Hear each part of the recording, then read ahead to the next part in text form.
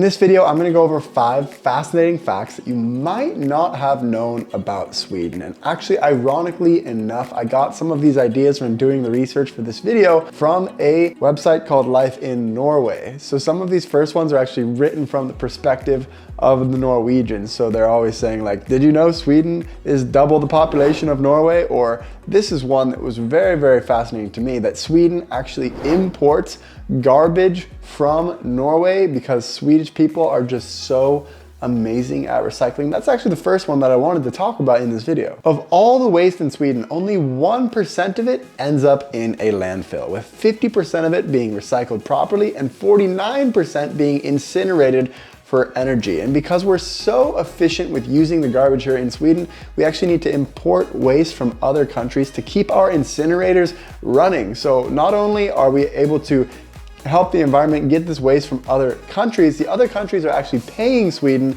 because Swedes are so efficient with recycling. And I noticed this coming from the US. I mean, of course we recycled in the US as well, at least my family really tried. And I come from just outside of Portland, which is known to be a very environmentally conscious part of the US. But even so, even coming from that area, I'm so impressed with the Swedish recycling system. Pretty much all of my friends, whenever they throw a party, they're very good about collecting all the bottles, sorting it in the different colored glass containers, the different types of paper.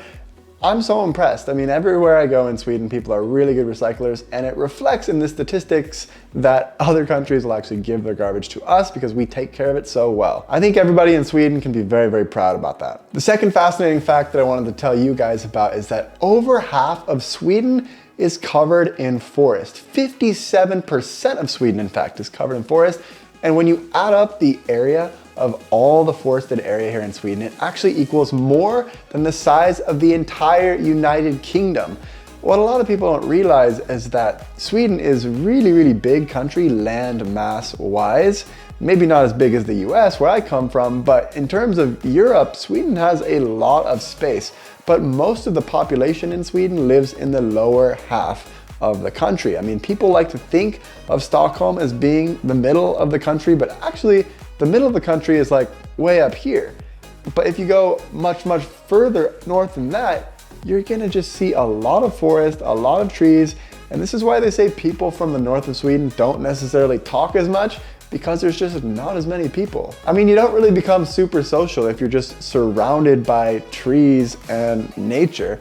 It sounds really, really peaceful though. I'd love to spend some more time up in the north of Sweden. But I think this contributes to the fact why Swedish people love nature, they love to be outside, they love to go hiking, and those are all things that I really love to do as well. And I think that the Swedish geography plays a huge role in that. The third fascinating fact I want to share with you guys is that Swedish people invented nicotine gum. It was actually coming from Helsingborg, a city in the south of Sweden, and they were able to develop a method of creating a controlled release for the nicotine, and now this is something that's used by people all over the world that want to quit smoking. And it's so interesting because I feel like people in Sweden smoke less than a lot of other European countries. Where I'm from in the US, it doesn't seem like there's a lot of smokers. It's very, very taboo. I think the US has done a very, very good job of marketing that smoking is very dangerous and hazardous to your health. I would actually say in a lot of parts in the US now, it's more socially acceptable to smoke weed compared to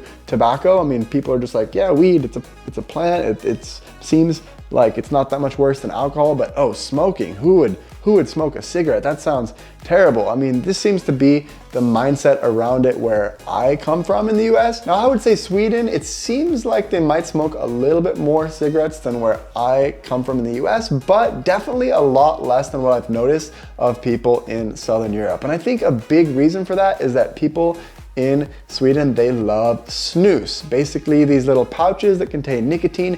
You see it absolutely everywhere, and it hasn't really caught on as much in other countries around Europe or in the US. I think it's starting to come out more, but Swedish people love that. And it's similar technology with the slow extended release nicotine in SNUS that can have a steady delivery into the bloodstream that they have in the Nicorette gum. So these two things are connected. Now, the fourth fascinating fact that is so cool and interesting to me as a science lover, Sweden has the largest scale replica of the solar system, or the largest scale model of the solar system. And it's really, really interesting. The sun is actually a sports stadium. It's the largest globe structure in the world, basically, that's shaped like the sun, and all of the distances are related to the sizes. So it's a 1 to 20 million scale model of the actual solar system. And you can see all around the distances are correct. For example, the closest planet to the sun would be Mercury, and there's a model of Mercury in the subway station Slusen, a couple of kilometers away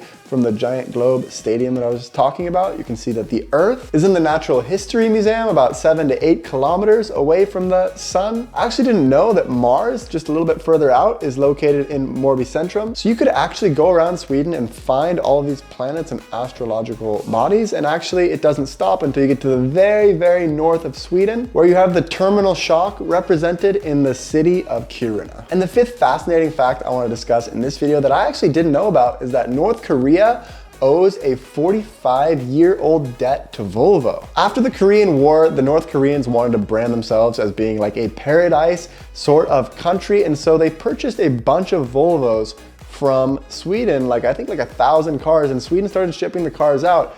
And then shortly after, we started to realize here that North Korea had no intention of paying for these or making any payments on it. And basically we realized that there's really nothing we could do about this if North Korea didn't want to pay us back. But still, every single year, for 45 years, the Swedish government tallies up the interest and everything on the debt, and they send the invoice to North Korea every single year. Currently, the debt stands at around 300 million euros.